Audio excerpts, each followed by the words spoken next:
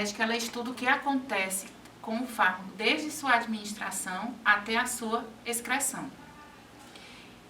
E ela é composta por 5 etapas. Tem a fase da administração, absorção, distribuição, biotransformação e excreção.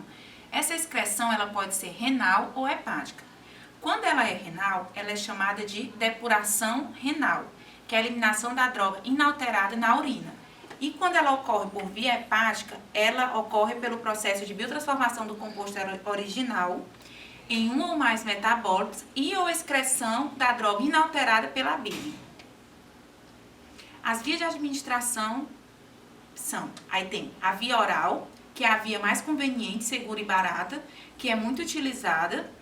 E quando você toma um comprimido, esse comprimido ele é absorvido pelo trato gastrointestinal. Os fatores que podem afetar essa absorção é a motilidade gastrointestinal, o pH, o tamanho da partícula e a interação do composto químico com o conteúdo intestinal. Tem a via sublingual, é uma absorção que ocorre diretamente a partir da cavidade oral. É algumas vezes útil quando existe necessidade de uma resposta farmacológica rápida. Essa via, ela é uma via de escolha quando o fármaco ele sofre instabilidade em pH gástrico ou então ele é rapidamente metabolizado pelo fígado. Tem a via retal, que ela também é utilizada por pessoas que não podem tomar o medicamento por via oral, por razões de náusea, vômito, impossibilidade de engolir ou alguma restrição à ingestão. É uma via de administração rápida também, devido à grande vascularização da cavidade anal. Os fármacos que provocam irritação gástrica e são suscetíveis à inativação gastrointestinal e hepática, eles possuem essa via de administração como uma via alternativa muito utilizada.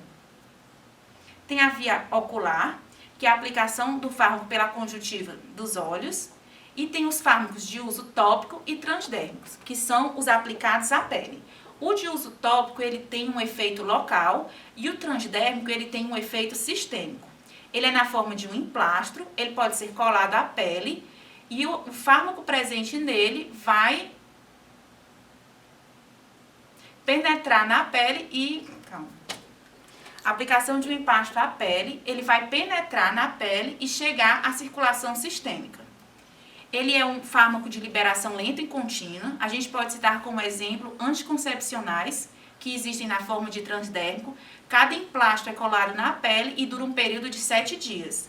A grande desvantagem dele é que ele causa grande irritabilidade na pele. Tem a via inalatória, que é uma via rápida, tanto de administração como de eliminação. E normalmente os fármacos que utilizam essa via são aqueles que vão ter efeito pulmonar. Tem os injetáveis, que pode ser por via subcutânea, a agulha é inserida por debaixo da pele. Depois de injetada, a droga chega nos pequenos vasos e é transportada pela corrente sanguínea. É utilizado para muitos medicamentos proteicos, como a insulina, que poderia ser digerido no trato gastrointestinal se fosse administrado, por exemplo, por via oral. Tem a via intramuscular, que ela é preferível ao uso da via subcutânea quando a quantidade de medicamento é maior e a agulha utilizada também é maior. E a via intravenosa, que pode ser mais difícil de ser utilizada em pacientes obesos devido à dificuldade de encontrar as veias, só que ela é uma via que ela tem um modo de medicamento, um modo de administração de medicamento com maior rapidez e precisão. Tem a via intratecal, que ela é uma via que administra o fármaco no espaço subaracnoide através de uma pulsão lombar. Ela é muito utilizada por fármacos que são anestésicos locais e antibióticos no caso de meningite. Essa é outra etapa, é a etapa de absorção da farmacocinética. A absorção é o processo do movimento da droga do local de administração para a corrente sanguínea.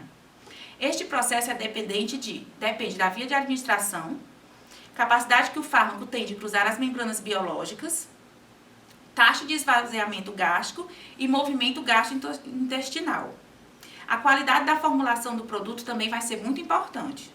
Os componentes alimentares e suplementos nutricionais podem interferir no processo de administração quando a droga é administrada oralmente.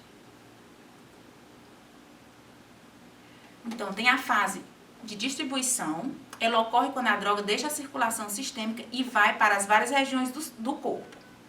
As áreas corporais de distribuição variam com diferentes drogas. Cada droga age em um órgão específico, por isso elas vão se deslocar para essa região do corpo específica. A taxa de extensão do fluxo sanguíneo também é muito importante. Quanto maior a irrigação sanguínea, melhor vai ser o transporte dessa droga para esse órgão. Muitas drogas são altamente ligadas às proteínas plasmáticas, principalmente a albumina. No caso, quando a droga se liga à albumina, ela não possui atividade farmacológica. As drogas que vão possuir atividade farmacológica são aquelas que não estão ligadas às proteínas plasmáticas. Tem também a etapa da biotransformação, que ocorre principalmente no fígado, mas todos os tecidos do corpo têm essa capacidade de biotransformar drogas. E a biotransformação ela é importante por quê? Porque ela pode ativar uma droga, existem fármacos que são administrados na forma inativa, e após a metabolização pelo fígado, eles são ativados, então eles vão ter a sua capacidade farmacológica. Tem algumas drogas que são inativadas pelo fígado, que é o processo de desintoxicação, ou então pode ser também só o processo de inativação de compostos ativos. O processo de desintoxicação, a gente pode citar como exemplo o paracetamol. O paracetamol, quando ele é utilizado na sua dose terapêutica, ele não causa dano hepático. Por quê? Porque ele se liga a um antioxidante conhecido como glutationa, e ele não vai causar dano hepático. Mas, se ele for utilizado acima da sua dose terapêutica, não vai ter quantidade suficiente de antioxidante para se ligar ao paracetamol e ele vai causar danos hepáticos. E o fígado também faz o processo de biotransformação do fármaco, transformando ele em um produto mais polar para facilitar a sua excreção pela via renal. O citocromo P450, ele é um complexo enzimático que ele é responsável pelas metabolizações que ocorrem no fígado. E existem alguns alimentos, suplementos dietéticos ou fármacos que podem inibir ou ativar essas enzimas, o que provoca alteração na atividade farmacológica. E a última fase da farmacocinética é a fase da excreção. Ocorre principalmente por via renal, seja por filtração glomerular ou por secreção tubular. Em menor grau, as drogas podem ser eliminadas pela bile ou por outros fluidos corporais. Em certos casos, você alterando o pH da urina pode fazer que a droga atinja o túbulo renal, retornando à corrente sanguínea. Isso é conhecido como reabsorção tubular. A dose recomendada de uma droga pressupõe que o paciente está em condições ótimas do renal e hepática. O clearance, ele representa o volume de sangue que é eliminado pelos rins em um determinado período de tempo. Então, o princípio da farmacodinâmica, ele vai explicar o que o fármaco faz no organismo. Então, ele vai fazer um estudo da interação do fármaco com o receptor. E quem são esses receptores? São enzimas, canais iônicos, moléculas transportadoras, entre outros. Quando o fármaco se liga ao receptor, ocorrem algumas alterações bioquímicas ou fisiológicas que modificam as funções celulares. Isso vai ocasionar uma ação. Essa ação ela pode ser específica, combate diretamente a causa da doença, por exemplo, os antibióticos, ou pode ser uma ação inespecífica, quando ela somente alivia os sintomas, como é o exemplo dos analgésicos. Essa ação gera um efeito, e esse efeito ele é a ação terapêutica do fármaco no nosso organismo. Quando o fármaco se liga a um receptor, existem forças intermoleculares que os ligam. E existem as forças fracas, que é a ligação de hidrogênio, força de Van der Waals, ligações eletromagnéticas, entre outras, que esse fármaco se liga ao receptor de uma forma reversível. Porque como ela é uma ligação fraca, ela pode ligar e se desligar desse receptor. Essa é a forma ideal para fármaco que atuam nos receptores do nosso organismo. E existem forças relativamente mais fortes que ligam o fármaco ao receptor, que são as ligações covalentes. E como ela é uma ligação mais forte, ela exerce ação tóxica contra organismos patogênicos e outras células estranhas no organismo, porque ela não se desliga tão facilmente desse receptor. A teoria da atividade intrínseca. Não é só a ligação do fármaco no receptor que vai causar uma ação, uma resposta farmacológica. Esse fármaco ele tem que ter afinidade por esse receptor para formar o complexo fármaco-receptor e ainda tem que ter a atividade intrínseca, que é uma medida da capacidade do fármaco de produzir ação farmacológica. E essa atividade intrínseca ela é mesurável, ela pode variar de 0 a 1.